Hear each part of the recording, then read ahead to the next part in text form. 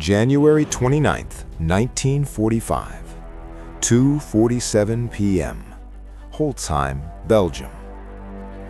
The war has gone on for far too long. Snow blankets the village, muting the sounds of battle, but not the tension. Shattered houses stand frozen in place, smoke drifting lazily into a gray winter sky. For most soldiers, Holzheim is just another name on a map, another objective to clear, another fight to survive. For First Sergeant Leonard Funk, it is about to become something else entirely. Funk rounds the corner of a farmhouse, moving with the calm, deliberate pace of a man who has seen too much combat to rush. He expects to find prisoners under guard, maybe a quiet moment before rejoining the fight. Instead, he stops cold. Dozens of German soldiers are staring straight at him. Half of them already have weapons in their hands. The rest are grabbing rifles from a pile on the ground. In the snow nearby, 4 American GIs are kneeling, their hands locked behind their heads, disarmed, helpless. 20 minutes earlier, those Germans were prisoners of war. 80 men captured during the assault on the village, taken by Company C of the 508th Parachute Infantry Regiment. Guarded by just 4 Americans, all that could be spared at the time. Now they are free, now they are armed, now they are organizing, and they are preparing to attack Company C from the rear. A German officer steps forward. Without hesitation, he slams the muzzle of an MP-40 submachine gun into Funk's stomach. The cold steel presses hard through the uniform. The officer shouts something in German, his voice sharp, commanding, full of rage. Funk doesn't understand a word. None of the Americans do. The officer screams again, louder this time. His face turns red, veins stand out along his neck. The MP-40 never leaves Funk's gut. Leonard Funk looks around. 90 German soldiers, 4 American prisoners on their knees, 1 American standing alone with a gun pressed into his stomach. There is no math that works, no plan that ends with survival. Then Leonard Funk starts to laugh. Not a nervous chuckle, not a quiet, restrained sound. He laughs openly, loudly, uncontrollably. The German officer freezes, confused for a split second. Then confusion twists into fury. He shouts again, even louder. Funk laughs harder. What happens next takes less than 60 seconds. When it's over, 21 German soldiers are dead. The rest throw down their weapons and surrender. And Leonard Funk will earn the Medal of Honor for one of the most unbelievable acts of combat in World War II. All because he couldn't stop laughing. Leonard Alfred Funk Jr. was born on August 27, 1916 in Braddock Township, Pennsylvania, a steel town. Smokestacks rising over foundries that lined the Monongahela River just east of Pittsburgh. It was a hard place to grow up, and Funk grew up fast. Responsibility came early. By the time he graduated high school in 1934, he had already spent years taking care of his younger brother. The Great Depression crushed opportunity. Jobs were scarce. College was a dream for other people. In June of 1941, with war raging across Europe and Asia, Congress extended the draft. Funk's number was called. He reported to the induction center in Wilkinsburg, Pennsylvania. He was 24 years old, 5'5", 140 pounds. The Army physical examiner probably looked at him and saw a clerk. They were wrong. Funk volunteered for the paratroopers. In 1941, airborne forces barely existed. The idea of jumping out of a perfectly good airplane, landing behind enemy lines, and fighting while surrounded sounded like suicide to most soldiers. The volunteers were different. They had to be. Airborne training was designed to break men. 5 weeks of relentless running, climbing, jumping, falling, and brutal physical conditioning. Half the candidates washed out. Then came the jump towers, then the aircraft. The first time a man steps out of a C-47 at 1,200 feet, every instinct screams to grab the doorframe and hold on. The ground is far below. The wind tears at your face. Your parachute is nothing but fabric, cord, and faith. Leonard Funk jumped. He earned his wings. He was assigned to Company C, 1st Battalion of the 508th Parachute Infantry Regiment, training at Camp Blanding, Florida. In late 1943, the regiment shipped out to England, joining the 82nd Airborne Division, the All-Americans. Veterans of Sicily and Italy, men who had already jumped into combat, men who had already killed and watched friends die. Funk was the new man. At 27, he was considered old for paratrooper standards. Most of his squad mates were barely 20, but Funk had something they didn't yet possess. Calm, steadiness, the quiet confidence that makes men follow you into hell without hesitation. By D-Day, Funk was a squad leader, and the war was only beginning to test him. The snow crunches under Sergeant Leonard Funk's boots. For a brief second, time seems to hesitate. The German soldiers freeze, not because they are afraid, but because they are confused. One American, alone, standing where no man should be standing. Funk does not hesitate. He raises his M1 rifle and fires. The first German falls before anyone fully understands what is happening. A second drops almost immediately after. The farmhouse erupts into chaos.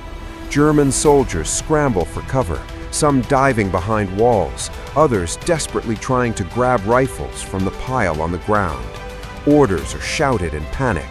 Boots slip on snow stained dark with blood. Funk advances, not runs, not charges. He walks forward, calm, deliberate, relentless. Each step is calculated. Each shot is placed with lethal precision. One by one, German soldiers fall. From the corner of his eye, Funk sees the 4 American GIs still kneeling in the snow, hands bound behind their heads. They stare in disbelief. None of this makes sense. One man is not supposed to do this. But Funk keeps firing. When his rifle runs dry, he does not retreat. He switches weapons. A German submachine gun lies nearby. Funk grabs it, spins, and opens fire again. The sharp bursts echo between the farmhouse walls, turning the courtyard into a kill zone. The Germans are no longer confused. They are terrified. This was supposed to be a routine capture, a simple execution. Instead, they are being hunted. Several Germans attempt to flee. Funk cuts them down before they reach the road. Others surrender, dropping weapons into the snow, hands raised, faces pale with shock. In a matter of minutes, the fight is over. The silence that follows is heavy, broken only by the wind and the labored breathing of survivors. 14 German soldiers lie dead. 21 more stand trembling, prisoners of a single American sergeant. Leonard Funk lowers his weapon. Only now does the adrenaline begin to fade. Only now does the reality hit. He turns toward the kneeling Americans. "Get up," he says calmly. Their hands shake as Funk cuts them free. They stare at him like he is not real, like he stepped out of a legend rather than a battlefield. One of them finally speaks. How did you do that?" Funk doesn't answer. He never needed words. He gathers the prisoners, lines them up, and begins marching them back toward American lines, alone again. A column of enemy soldiers following one man through the frozen Belgian countryside. When Funk reaches his unit, disbelief spreads instantly. Officers step forward. Men count the prisoners again and again. 21. One sergeant. No support, no backup, no plan, except instinct, courage, and absolute refusal to accept defeat. Word spreads fast. Stories like this move through the ranks like fire. They remind soldiers why they fight. They remind them that courage can still exist even when fear dominates everything. For Leonard Funk, the war continues. But something has changed. That moment at the farmhouse becomes more than a skirmish. It becomes a symbol.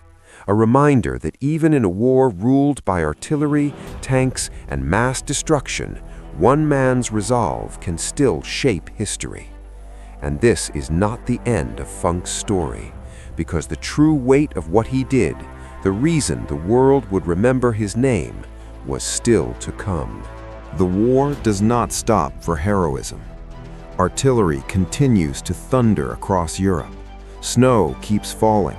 Men keep marching, fighting, dying. But within the ranks of the United States Army, something has changed. A name is being spoken. Leonard Funk. At first, it is just a story passed quietly between soldiers, the kind shared in low voices during long nights in foxholes. A single sergeant, alone. A farmhouse, dozens of enemy soldiers. Some think it is exaggerated. Then the reports are read. The numbers do not change. 14 enemy soldiers killed, 21 captured, 4 American lives saved, 1 man responsible. Officers begin asking questions. Statements are taken, maps are studied, timelines reconstructed. Every detail is examined, not with skepticism, but with disbelief, because the facts leave no room for doubt. What Leonard Funk did on January 29, 1945, near Holzheim, Belgium, was not reckless aggression.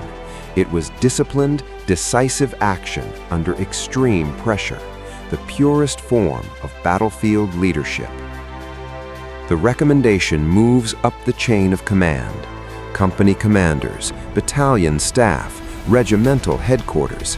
At every level, the same reaction appears in the margins of the paperwork.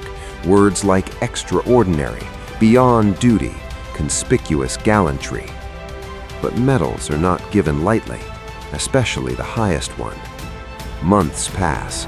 The war in Europe ends. Germany surrenders. Soldiers return home carrying memories they will never fully escape. For many acts of courage, recognition fades quietly into history. This one does not. In Washington, the decision is made. Leonard Funk is to receive the Medal of Honor. The citation tells the story in formal language, but even stripped of emotion, the meaning is unmistakable. Alone, under enemy control, Funk chose action over surrender, courage over fear, duty over survival.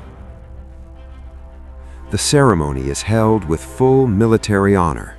Leonard Funk stands in his dress uniform, posture straight, expression steady. He does not look like a legend. He looks like a soldier, one of many who answered when history called. The president steps forward. The medal is placed around Funk's neck. For a moment, the weight of it seems heavier than gold. It carries the lives he saved, the men he faced, the moment when everything could have ended and did not. Cameras flash. Applause fills the room. Funk does not smile. He never claimed to be a hero. When asked later about that day, he speaks simply. He did what needed to be done. His fellow soldiers were in danger. There was no time to think about anything else. This is often how true heroes speak. No speeches, no self-praise, no mythology, just responsibility. But history remembers differently. Leonard Funk's action becomes part of the living memory of World War II, taught in military academies, studied by officers, retold whenever courage under fire is discussed. His story is used to remind new generations that technology and numbers do not replace resolve, that wars are still decided by individuals, that in the darkest moments, leadership can come from a single voice, a single decision, a single step forward. Today, the farmhouse near Holzheim is quiet. Snow still falls there in winter. The land bears no visible scars, but the ground remembers. The silence carries the echo of gunfire, shouted orders, and one man refusing to yield. Leonard Funk returned home after the war. He built a life. He carried his memories privately. Like many veterans, he spoke little of what he had seen and done. The medal rested not as a trophy, but as a reminder of friends lost, of duty fulfilled. Wars end. Dates are signed. Flags are lowered. Weapons fall silent. But the meaning of certain moments never fades. Leonard Funk's stand near Holzheim was not important because of numbers alone, though the numbers still defy logic. It mattered because it revealed something timeless about human resolve under absolute pressure. World War II was a war of scale beyond imagination. Entire continents burned, cities were reduced to rubble, millions of men became statistics in reports and maps. In that vast machinery of destruction, individual courage often disappeared. But Funk's story refuses to disappear, because it reminds us that even inside the largest war in history, everything can still come down to a single decision made in seconds by one person who refuses to accept the outcome placed in front of him. When Funk turned that corner and saw American soldiers kneeling in the snow, he understood something instinctively. If he did nothing, they would die. If he hesitated, they would die. If he retreated, they would die. So he acted. That moment defines the difference between survival and leadership. Leadership is not rank. It is not orders. It is not permission. Leadership is action taken when no one else can act for you. This is why militaries still study stories like Funk's decades later, not to glorify violence, but to understand decision-making under stress, to understand how fear can be controlled, how chaos can be shaped, how discipline can overpower instinct. Modern soldiers train with technology Funk could never imagine: satellites, drones, precision weapons, instant communication. Yet instructors still return to moments like this one because technology does not replace courage. It only amplifies the man behind it. For civilians, the lesson is no less powerful. Most people will never face a battlefield, but everyone faces moments where action feels overwhelming, where the odds appear stacked, where retreat feels safer than stepping forward. Funk's story crosses generations because it speaks to those moments. Not every act of courage is dramatic. Not every hero is recognized. Not every stand is remembered. But the choice remains the same. Do you act or do you wait? The reason World War II stories continue to resonate today is not just history, it is identity. They remind nations who they believed they were when everything was at stake. For the United States, stories like Leonard Funk's became part of the moral backbone of the post-war world, proof that ordinary citizens, when pushed to the edge, could rise to extraordinary responsibility. This is why these stories endure online today. Not because of nostalgia, not because of spectacle, but because modern audiences, surrounded by noise and distraction, still hunger for meaning. They want to know that courage is real, that sacrifice mattered, that character can still decide outcomes. Leonard Funk never sought recognition. He never built a legend around himself. He simply returned to life, carrying what he had lived through, as so many veterans did. Yet his story outlived him. It lives in archives, in military doctrine, in the quiet respect of those who understand what that moment demanded. And now it lives here, retold not to glorify war, but to honor resolve. Because as long as these stories are remembered, the men who stood when others could not are never truly gone. And as long as one person listens, One person learns, one person chooses courage over comfort. The legacy continues. This was not just a battle, it was a decision, and history still echoes from it. Time has a way of erasing noise. Gunfire fades. Orders dissolve. Even victory, once so loud, becomes quiet with distance. What remains is not the sound of war, but its weight. Leonard Funk's moment near Holzheim survived not because it was dramatic, but because it was precise. In the chaos of World War II, clarity was rare. Confusion ruled most battlefields. Orders were delayed. Information was incomplete. Fear filled the gaps. But in that frozen courtyard, clarity arrived in an instant. There was no ambiguity in what Funk saw. 4 American soldiers kneeling in the snow. Enemy weapons nearby. Time running out. The future narrowing with every second that passed. History often asks what happened, but the more important question is why action happened when inaction was easier. For soldiers who later heard the story, Funk's decision became something more than an account of bravery.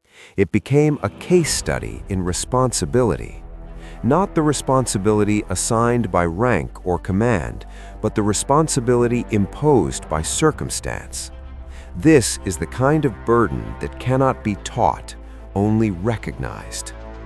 Military training prepares men for many scenarios, but it cannot script the moment when no order arrives, when radio silence replaces guidance, when a soldier realizes that the outcome rests entirely on him.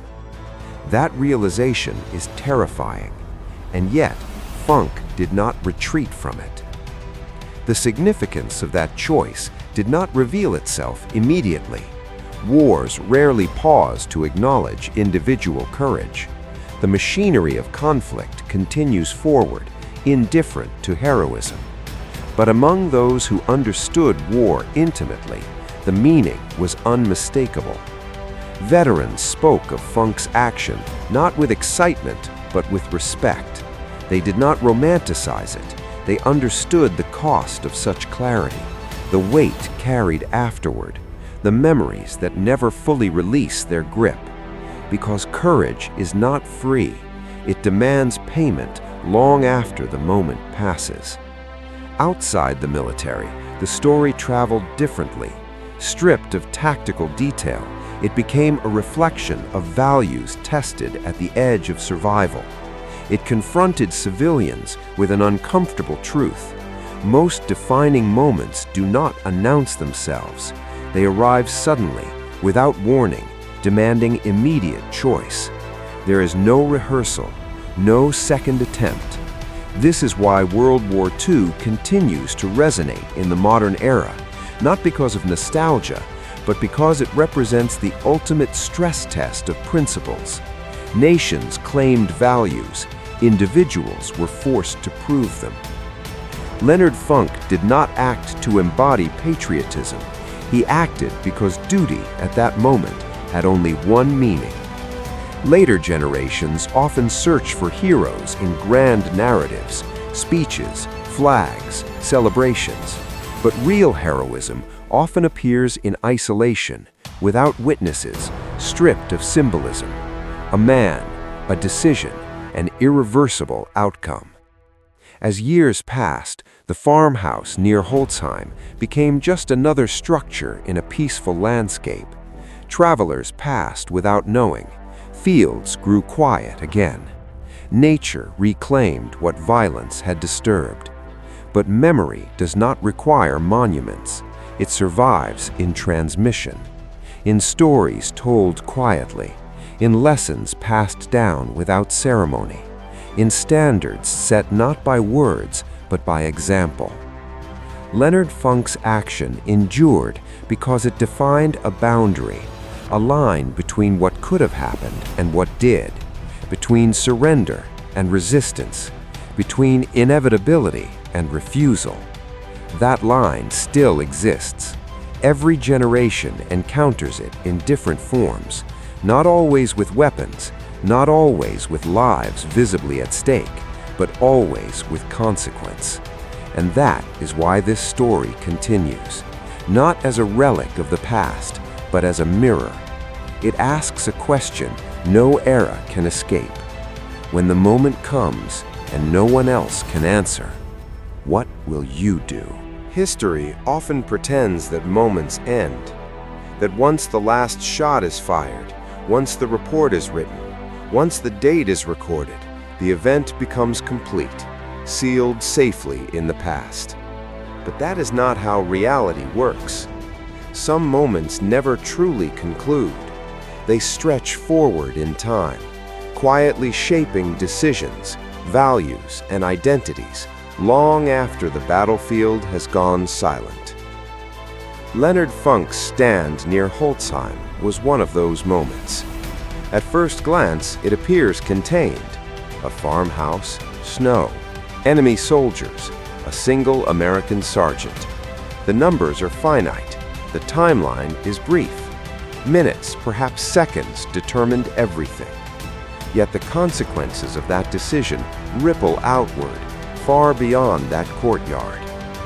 To understand why, one must understand the psychological landscape of World War II. By January 1945, the war in Europe was nearing its end, but the cost had already been paid many times over. Soldiers on all sides were exhausted, not just physically, but morally. They had seen too much. They had learned how fragile life was, how thin the line between survival and disappearance could be. In that environment, courage did not look like bravado. It looked like control, the ability to act clearly while fear pressed in from every direction. This is what separates moments like Funk's from reckless aggression. Recklessness is loud. It seeks attention. It often collapses under pressure. What Funk demonstrated was something quieter, discipline under isolation. He did not know if backup was nearby. He did not know if reinforcements would arrive in time. He did not know if his next step would be his last. What he knew was simpler and heavier. If he did nothing, men would die. That knowledge carries a unique weight. It eliminates abstraction. There is no strategy left, no theory to hide behind, only outcome. Historians later classified his action as conspicuous gallantry. The phrase is formal, almost sterile, but behind it lies a truth few experience firsthand, the realization that history, for a brief instant, has narrowed to your field of vision. Everything else disappears.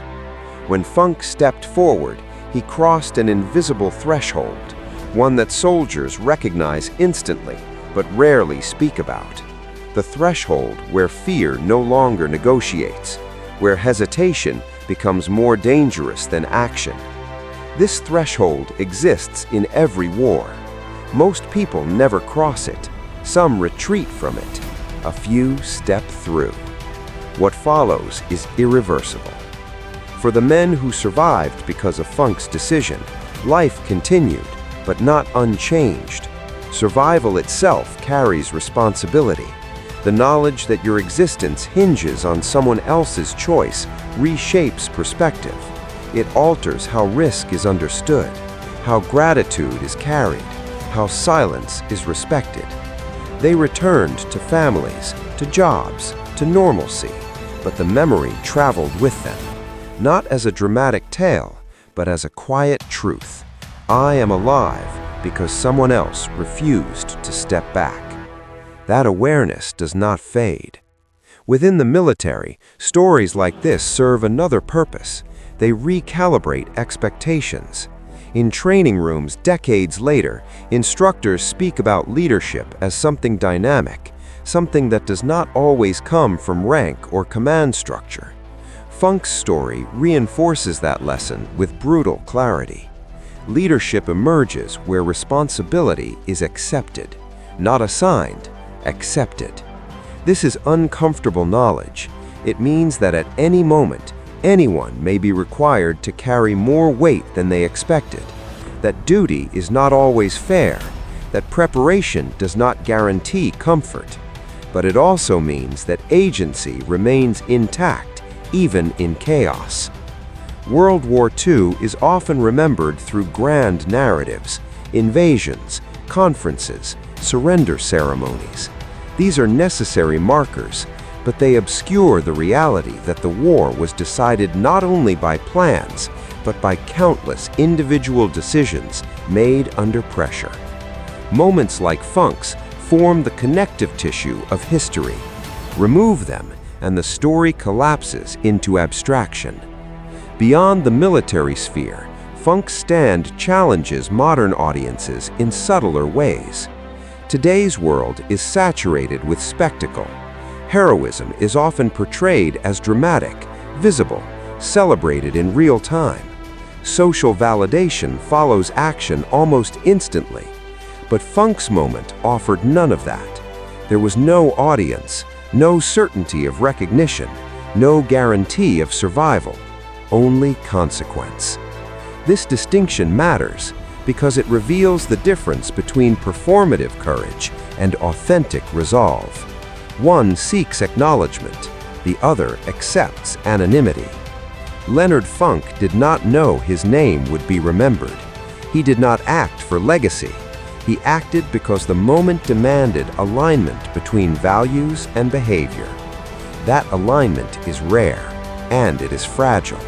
As years pass, societies risk losing sensitivity to it. Comfort dulls awareness. Distance softens urgency. History becomes content rather than warning. That is why stories like this must be revisited, not hurried through, not summarized, not reduced to highlight reels. They require time. They require stillness. They require the listener to sit with discomfort. Because beneath the heroism lies a harder truth. The same capacity for decision exists in everyone. The same threshold waits quietly, appearing in different forms across different lives. Not always with weapons, not always with lives visibly at stake, but always with consequence. Leonard Funk's moment never truly ended because its question never expires. What do you do when clarity arrives without comfort? When responsibility appears without invitation? When retreat feels safer but wrong? History remembers his answer, and by remembering it, we are confronted with our own. Long after the gunfire fades, silence remains. Not the peaceful kind, but the heavy silence that follows moments which cannot be undone. The kind that settles into the ground, into memory, into history. That farmhouse near Holzheim returned to quiet after January 29, 1945. Snow covered the footprints. Wind erased the echoes. Life moved forward. But something permanent had already been written there. Leonard Funk did not change the course of the entire war, and that is exactly why his story matters. Because most acts of courage do not reshape maps or end conflicts. They reshape people. They decide who lives. They define who we are when no one is watching and when everything is on the line. 4 American soldiers walked away from that courtyard alive because one man refused to accept inevitability. Not because he was fearless, not because he was invincible, but because he understood duty. World War II produced countless heroes, many whose names were never recorded, whose actions were never filmed, whose sacrifices were never rewarded with medals or ceremonies. Leonard Funk's story stands for all of them. For every soldier who acted without certainty, for every man who moved forward while knowing the cost, for every moment when survival depended not on strength, but on resolve. This is why these stories must be told again and again, not to glorify war, not to celebrate death, but to preserve meaning. Because when stories like this disappear, something else fades with them. The understanding that freedom was paid for in moments of terror, clarity, and irreversible choice. History often reduces war to dates and outcomes, but war is lived in seconds. Seconds like the one when Funk stepped into that courtyard. Seconds when hesitation would have meant death. Seconds when character outweighed calculation. Those seconds define generations. As viewers, as readers, as inheritors of a world shaped by decisions we never had to make, we carry a responsibility too, to remember, to understand, to honor, not with slogans, but with attention. If this story reached you, it did so because someone believed it was worth preserving, because courage, even decades later, still speaks across time. And perhaps that is the greatest legacy of Leonard Funk. Not the medal, not the numbers, not the legend, but the reminder that when history calls, quietly or violently, it is always individuals who answer. The war ended. The hero returned home. The world moved on. But the choice remains, and it always will.